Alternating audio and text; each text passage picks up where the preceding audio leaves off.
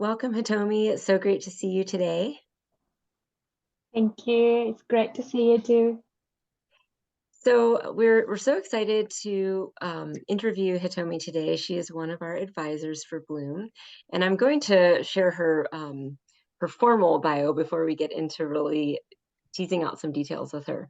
So Hitomi Nakamura is a global medical affairs leader in a multinational pharmaceutical company.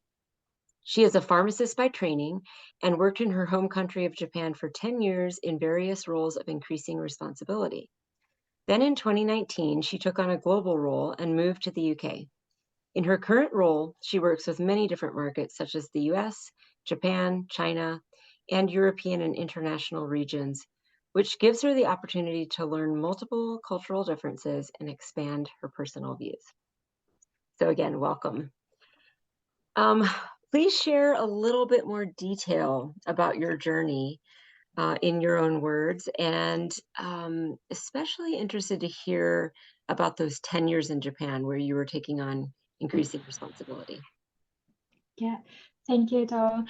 So I started my career as a sales rep, as you said, in a Japan local marketing company, which is a field-based role. And after doing the role for about 3.5 years, I started to have interest for moving to the headquarter role, but I felt it's like a huge jump from the field role to the headquarter role.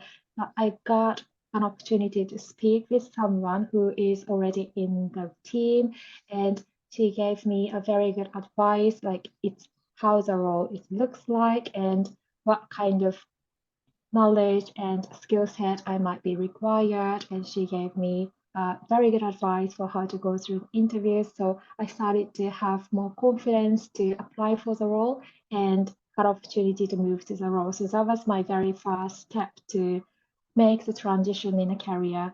And since then, goes joined the headquarter team, I had a much broader opportunity to work with different functions, different background, teams, and it really gave me opportunity to learn even more different roles in the companies. So that's how my journey has started. I would describe everything has been guided by people I met who were very, very talented and very goodwill, having motivated to guide someone is coming to new to the team. And I was quite lucky to meet those very, very nice people who kindly guided me through all these careers. So every time I made those transition, it was very bit scary without knowing whether I can really fit in.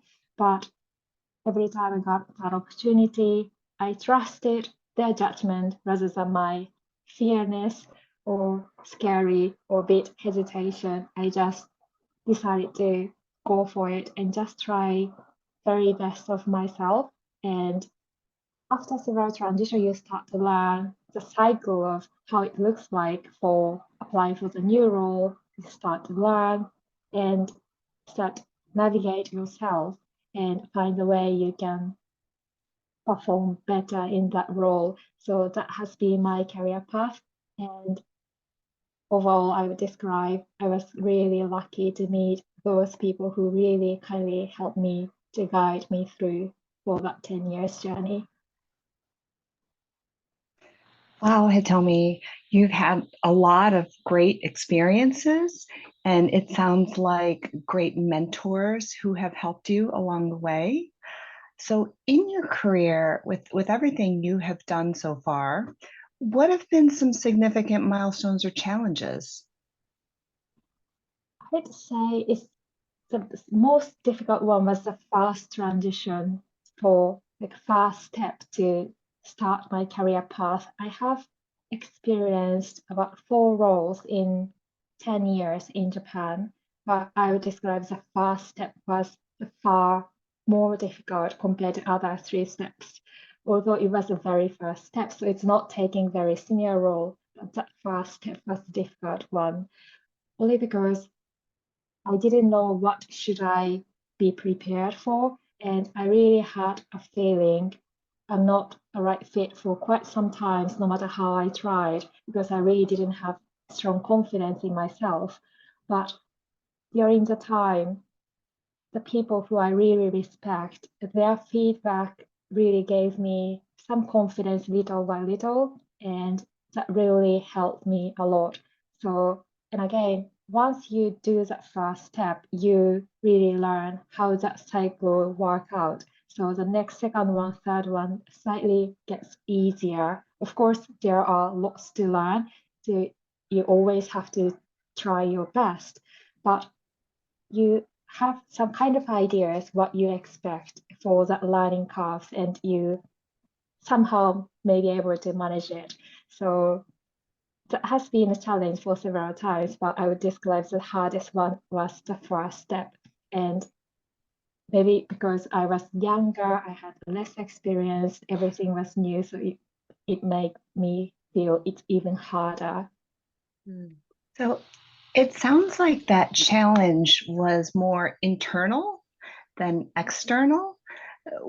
What made you feel that way? Why did you feel that it was so difficult and it was a challenge for this first new role? Yeah, I think it was my self-confidence, and also I felt I had to be very, very, very good to fulfill the role, and I didn't have that confidence in myself at all. So I was really hoping to be in the role, but I also have the similar magnitude of doubtness to myself whether I'm really ready for it. So that I couldn't figure it out by myself to balance out.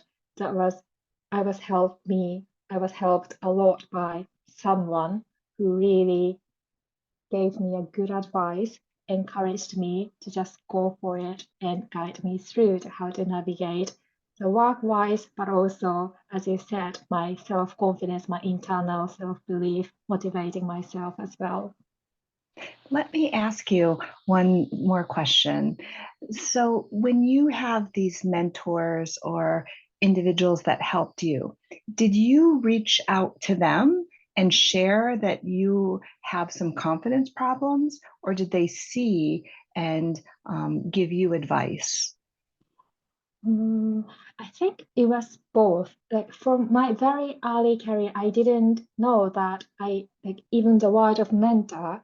I got very just luck that I naturally found someone who was working close enough for me and kindly helping me to giving some advice, advising me maybe this is a role you might be better fit. You can apply for this role, and this is why I think you have this skill set, which I didn't even realize that's one of my skill sets. Those kind of very basic.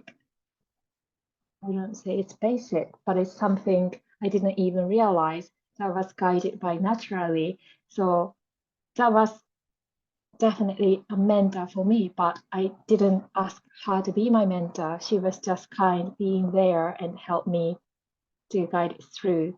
And actually, the word of mentor I learned from you, Dawn. Like you, when you are in Japan, you launched a program, Women Leadership Initiative. This is very similar concept with this Bloom, which is guide like helping young women who are almost like lost for how we can navigate our career development, also the leadership. And mentor was the word I learned from the program. So I didn't even know the word. And so I didn't ask someone to be a mentor. But after I learned the word, it really clicked me. Oh, I already had those people who really helped me and who was giving who I really respect, who I could learn from, and also they are giving me a very good advice. So since then, now I know the word and I know how it works. I also seek some people who can really guide me through. So I would say it's both. So interesting. I'm curious if you, especially in Japan, like not in the global roles, but thinking to the Japan roles, did you also have mentors that were men, or was it always women? It has it's happened to be always women for me. Okay. I'm not sure whether I intended to choose in that way. But Hmm. especially for some, I also had a very, very good advisors who were men, but I I really helped me out to navigate the career during my time in Japan. It was always women who helped me going through that. But when I moved to the global, who really helped me to move that transition, who was a man, and he became a mentor since I moved to UK. So Okay. I don't know whether it's coincidence, but Right. now I have a mentor who is a man, but I didn't have it when I was in Japan. Okay. So interesting. Oh, that kind of leads me uh, very nicely into the next thing I wanted to ask you was um, I just want to talk some about the unique challenges that you feel you faced as a woman in Asia, specifically Japan in your case. But those cultural, societal expectations that you personally faced or you kind of see women facing in your home country. Yeah. So in Asia in general, imbalance of gender equality is worse, and we have found female leader in many different fields. Also, traditional gender role is much stronger in Asia, maybe because of our traditional culture background. So same challenge with many other countries, but I would describe it maybe even harder, stronger in Asian countries. And in addition to that, in Japan, diversity almost directly means about gender, as we have far less diversity for ethnicity or cultural background or languages or religious, those many other things which many countries have in the society. So any challenges tend to be linked directly to the gender difference. I think it's make me challenge even harder. And I would describe it a bit unique in Asia compared to other regions, especially compared to global for sure. Yeah, that makes a lot of sense. I mean, thinking even about my time there, so few in a large company, so few foreigners. So it's the real diversity comes kind of between men and women, with a few foreigners sprinkled in.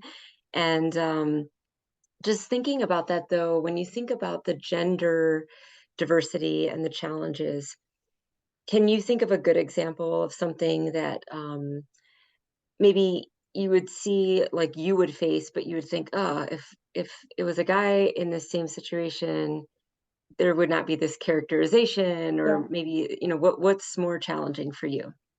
yeah. So maybe it's similar story in other countries, but I have one example. So because traditional gender role is very strong in Asia, and also female leader is so in terms of number is so small, it really stands out as something linked to the gender. For example, if there is any very strong, big bossy woman, she would be described, oh, because she is a woman. But if the same thing happens for men, there are arrogant and bossy men leaders as well. No one really says because he's a man, because people see in the range of a lot of men's leader, there are these type of arrogant bossy people, they are nice people. We know that it's not about his characteristic is based on the man. But because of female leader, we don't have that range. If there is one or a few women's leader have such personality, she can be just described as, oh, because she is a woman. It's been a challenge for many women. We tend to be expected nice and friendly, as well as you are qualified for the work skills, because you don't want to be seen like you got promotion because you're a woman. Women's leader has to be increased in terms of the number. So I feel there is a higher pressure for women's, not only for the work skill set, but also the characteristic as well. And I think it's because diversity is coming from just the gender characteristic really stands out, and also the number of female leader is very little. It's very easy to just point out, oh, because she is a woman. Yeah, that makes a lot of sense. And just tell me a little bit about your observations of women working that also were, running a household. Do you feel like, what was that balance that you observed in Japan, as far as how much were they having to leave early? What was your observation? Yeah, so because traditional gender role is very, very strong, especially in Japan, like those house role tends to be more stronger burden for women. And there are some couples in the same companies, both men and women are working in the same company. In my company, which is a global multinational countries, it's just Japan branch office, but still we had a strong Japanese society's background, despite the fact we are global companies.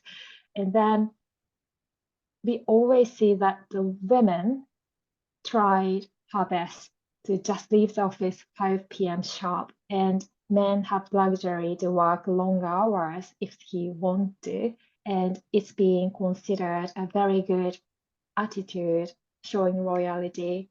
Like long working hours is still part of our society, and women, it's really difficult to commit to that because she has so many things she has to take care of in terms of house or children, or because those are the female traditional role. So those things like traditional gender role and also those long working hours culture is making even more difficult for women to take balance between them. It's slowly changing, but I would describe it's far, far behind compared to global circumstances. Yeah, it'd be interesting to do a study to see if um, couples that are in the same company, like the career advancement of the man versus the woman, just across time. Yeah.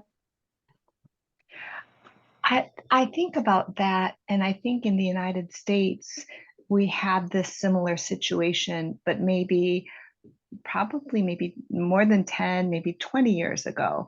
And I do think it's changing with our generation. For me and Dawn, we have partners that very much are supportive and are doing equal parts. But I think it's very different when I think about my parents, when I think about the generation that came before us. So you say that you see these maybe small changes. Hopefully this will continue to change, Yeah. but it takes time. Yeah. Yeah, indeed. So I want to go back to the discussion on mentoring and networks. It sounds like you had really great mentors that helped you gain confidence and helped you with your career path. Is there any one in particular that you could talk about that really helped you with your career?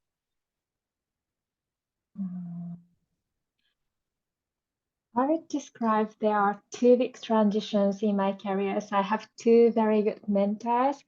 First one, I had someone when I was in Japan who was foreigner who came to Japan, and she was very strong leader, and she really, because I would describe, because she was foreigner, she had a very flat view, because in terms of gender roles and I don't know, maybe let me try to phrase this. I had a very good mentor when I was in Japan, who was a foreigner who came to Japan, and she was a leader for the entire department when I was working in there. She really helped me she told me that I really don't have self-confidence from the very first time when I met her, had a time to speak with her.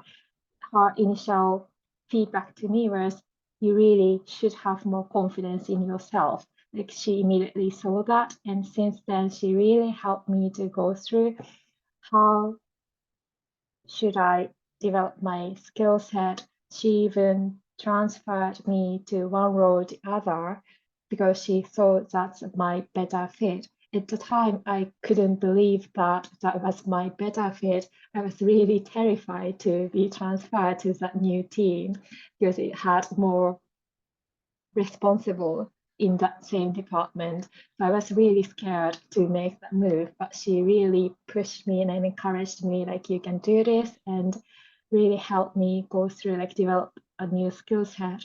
And since then, I've been in the same role in Japan and also the global. So I would describe her, she really foreseen what would be my better fit. Even after many, many years, I'm in the similar role in the global team. So that was very big movement in my career. I was really scared, but because of her, I could make that move. So that was really big change in my career. Second one was when I moved from Japan to global team. That was my first mentor who hired me to move to the global team. He said I'd be a very good fit in his team and help me through to adapt in the global circumstances. Again, it was a very big move. I was really scared to move from Japan, where I already worked for 10 years, very getting to familiar with all the companies and colleagues and working environment, to move to the global, which is everything was new. And I didn't even have experience living outside of Japan. So not only about work, but also my private circumstances, it was a drastic change. But again, he helped me through to go through fast for 1 year. He spent a lot of time to help me through to develop skill set, but also the confidence to work in a global team. I managed to go through now 4 years. This is my fifth year. So I'm really greatly thankful to those two mentors, in addition to all the other people who gave very good advice through the for my career. But I would describe those two were very big turning point in my career. It sounds like both mentors pushed you out of your comfort zone, which ended up in having some growth, some professional or personal growth. So, with the first one, how did you feel when they gave you this feedback about the low self confidence? Because I didn't realize I didn't have strong confidence in myself. I didn't even pay attention for developing career. I wasn't planning a lot about what my future career should look like at the time. I was 24, 5 years old when I met her, and I was just doing my day-to-day job. I was thinking about 6 months later, maybe 1 year later, because of my time schedule of the work, but I didn't have any plan for my future career development for the 3 years, for the 5 years. So she instantly saw that I'm not thinking about it, and she saw that it's because I'm not seriously believing myself I should develop my career plan, and I don't have strong confidence to do that. So, but until she pointed me out, I didn't even realize that. So it was a very big cultural shock to me. And that was a very eye-opening experience. And in addition to that, Dawn's Women Leadership Initiative program helped me to meet other women who are in a similar situation with me. And because career development, especially for women, is not something very common, something very strong thing in Japan, even in a global country like global company which I was working for. So those two things really helped me out to really start think about career development and making the network and start speak with other women and also start seek about advice. So all those things really work together and help me to start thinking about it. So I believe that Bloom will do the similar thing for many other women. So that's what I'm really looking forward to see that. That's a good point. You mentioned we've talked a lot about mentors, and you've shared some great examples of how mentors have pushed you, given you advice and feedback. And so now we're talking about networks. And as you mentioned, this is something we want to create with Bloom, networks where women can share their experiences. Can you share how you used the network when you were having these feelings of lack of self-confidence? How important was the network for you? It was really, really important.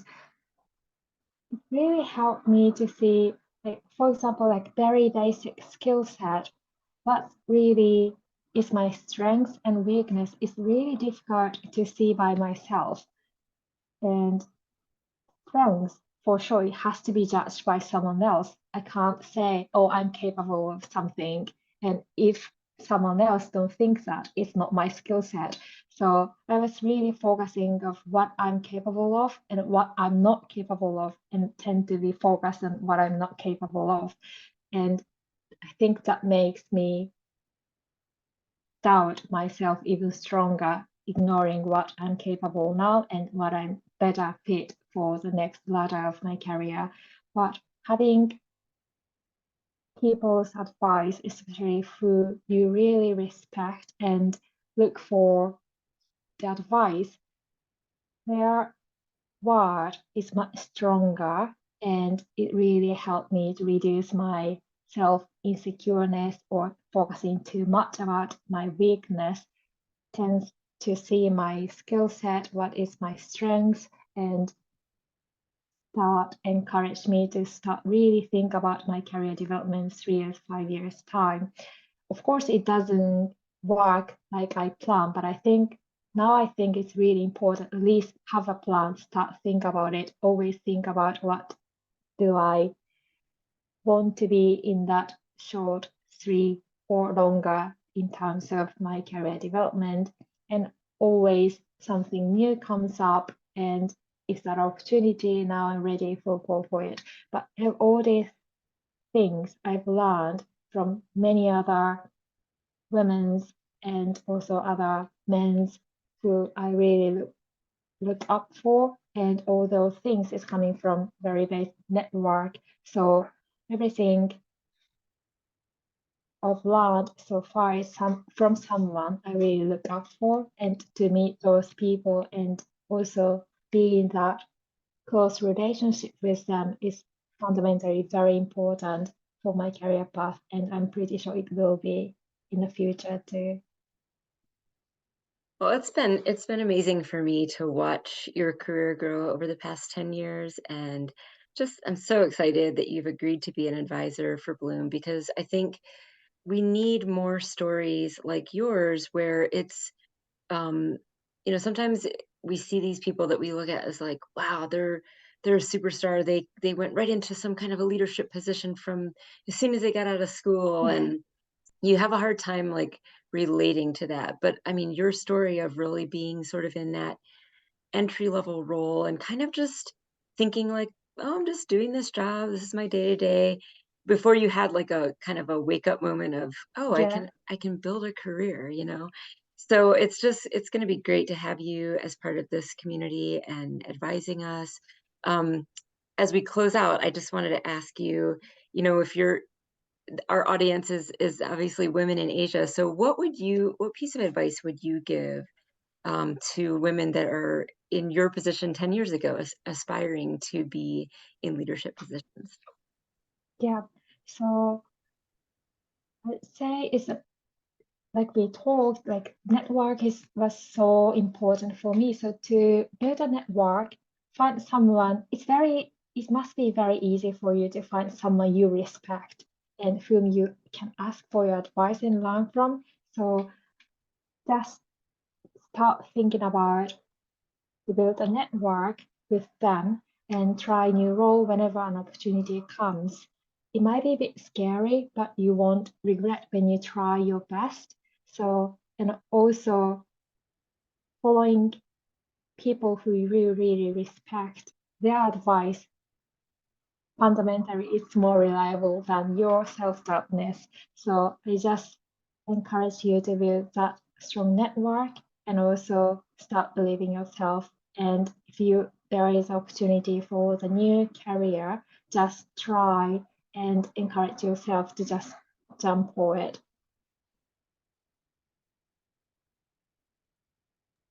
That's so great. Thank you so much. And it's just been a pleasure to talk with you again. And we just really look forward to working with you. Thank you. Thank you, Hitomi. Thank you so much.